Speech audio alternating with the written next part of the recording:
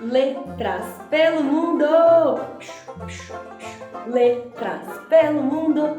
Olá, bem-vindos ao canal Letras pelo Mundo. Aqui eu vou comentar a minha viagem literária ao redor do mundo. A minha primeira parada é a Inglaterra com o livro Ortodoxia, do autor J.K. Chesterton. Ele é um livro de apologética cristã, inclusive ele parece muito com o Cristianismo Puro e Simples, do C.S. Lewis. Então, vamos lá, vamos falar sobre o que é esse livro. Eu vou falar sobre os primeiros capítulos e aí eu acho que já vai dar para entender a vibe do livro, se você quer ler ou não. Aí você lê, conversa comigo e é isso aí.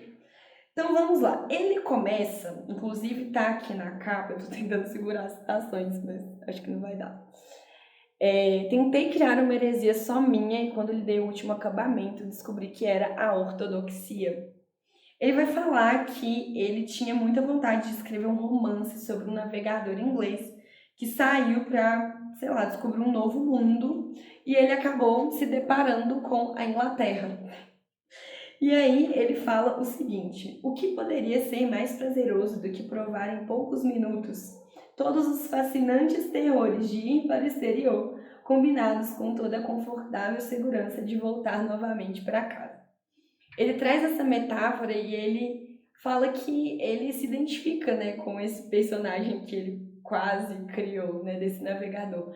Porque ao raciocinar sobre o sentido da vida, ele achou que ele estava descobrindo uma grande novidade, quando na verdade o que ele estava descobrindo era o cristianismo, que já vinha de muitos anos antes dele.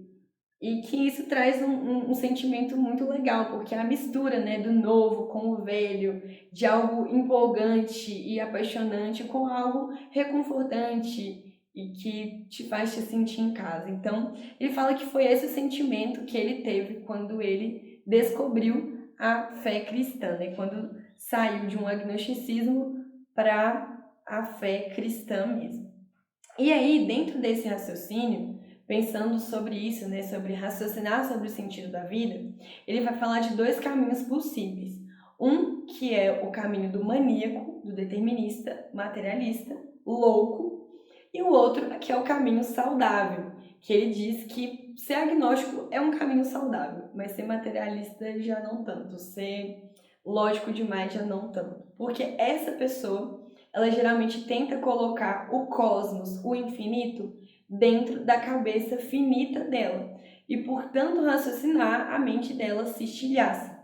Uma das coisas que ele fala sobre o louco é que o louco é aquele que perdeu tudo, exceto a razão. E aí ele fala várias coisas. Ele fala, por exemplo, que os poetas não enlouquecem, mas os jogadores de xadrez sim. E que tentar encaixar o cosmos, dentro de uma visão. E ele fala, que o materialismo é uma visão muito mais reduzida do que a visão daquela pessoa que admite que pode haver Deus, que pode haver o sobrenatural. O materialista, quando ele se depara com um milagre, por exemplo, ele vai tentar explicar, dar 1 milhão de explicações científicas. Mas isso é porque, na verdade, tal coisa aconteceu. E ele nunca vai poder admitir que aconteceu um milagre, porque dentro da visão dele, milagres não acontecem, o sobrenatural não acontece. E ele fala que tentar enxergar, tentar colocar muita lógica num mundo que vai muito além do nosso pensamento, não é saudável, que isso leva à loucura mesmo.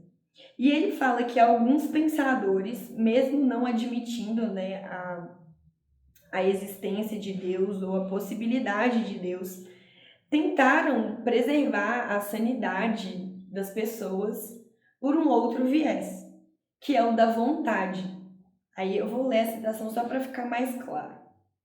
No início desse esboço negativo preliminar, eu disse que a nossa ruína mental tem sido causada pela razão tresloucada, não pelas loucuras da imaginação.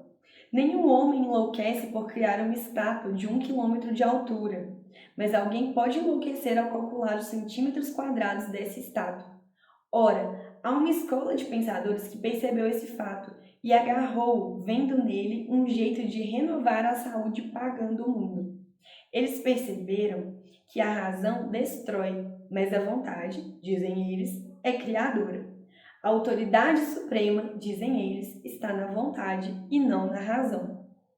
E aí ele vai pontuar Nietzsche, né, como o exemplo maior dele dentro dessa linha de pensamento, porque o Nietzsche vai falar do super-homem, ele prega o egoísmo, né? Então, se você der vazão a todos os seus desejos, assim você será feliz. Só que o problema nessa visão é que essas pessoas, essa corrente filosófica, né, do egoísmo, né, da exaltação das vontades, de uma espécie de hedonismo também, ela tem um problema que é o seguinte, ela fala para as pessoas, olha, vocês têm que querer alguma coisa, vocês têm que querer, vocês têm que querer, vocês têm que dar vazão às suas vontades.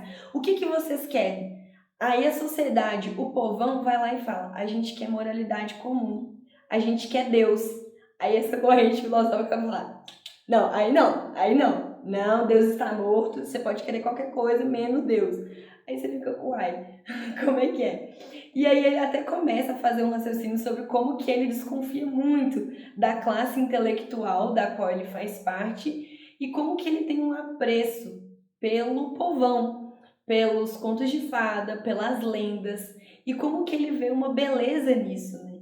E aí ele vai caminhando para o raciocínio do maravilhamento com a vida, que eu acho que é o ponto principal desse livro. Eu acho que é esse sim. Calma, que está nesse capítulo aqui, Ética da Elfolândia. É muito lindo. Então, ó, ele fala aqui uma coisa interessante, só ler antes dessa outra citação que eu queria ler. As coisas comuns a todos os homens são mais importantes que as coisas peculiares a qualquer homem. As coisas ordinárias são mais valiosas que as extraordinárias, ou melhor, são mais extraordinárias. Então, ele vai recuperar muitos sentimentos infantis, muitos sentimentos ancestrais, e ele dá esse argumento para sustentar a visão de que o cristianismo casa muito bem com esses anseios humanos mesmo, né? De um senso de moral e de ética, vamos dizer assim. E aí ele vai falar dos contos de fada, por exemplo, que dentro dos contos de fada há uma moralidade comum, há uma ética comum, né? E que isso foi passado a todos os seres humanos, independente se eram cristãos ou não. Até de civilizações mais antigas ainda já existia uma moralidade comum. Isso combina muito com o que C.S. Lewis falou na ideia de lei natural, eu acho. Então, é bem interessante. Só que ele traz mais para esse lado da imaginação, sabe? O lado mais poético da coisa. E aí ele vai falar o que eu acho que é o ponto central desse livro, que é a questão do maravilhamento, que é o seguinte. Peraí. Olha só. O sol se levanta todas as manhãs. Eu não me levanto todas as manhãs, mas a variação se deve não à minha atividade, mas à minha inação. Percebem que nesse ponto aqui ele também está dialogando com a ideia inicial do livro, de novidade e rotina, coisa velha, coisa nova. Ora, para expressar o caso numa linguagem popular, poderia ser verdade que o sol se levanta regularmente por nunca cansar de levantar-se. O que eu quero dizer pode ser observado, por exemplo, nas crianças. Quando elas descobrem algum jogo ou brincadeira com que se divertem de modo especial, uma criança balança as pernas ritmicamente por excesso de vida, não pela ausência dela.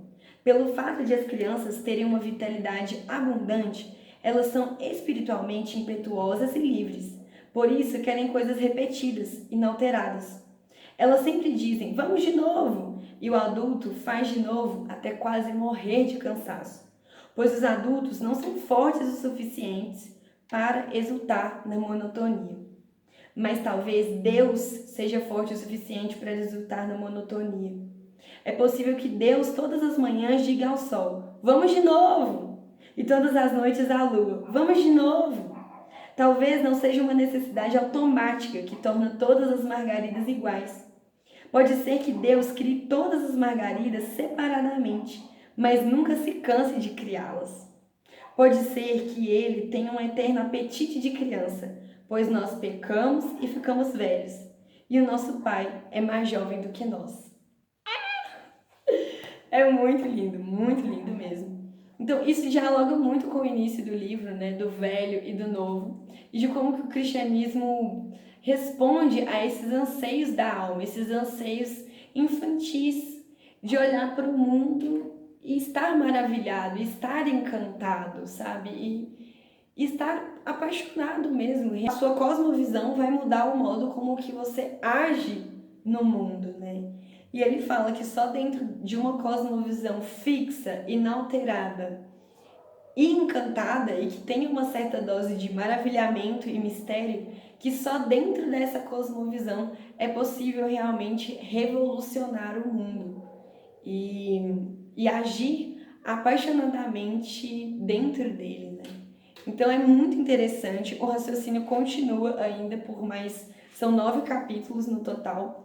Eu super recomendo a leitura, eu gostei muito, apesar de falar sobre muitas coisas filosóficas e tal. Ele não é um livro difícil de ler.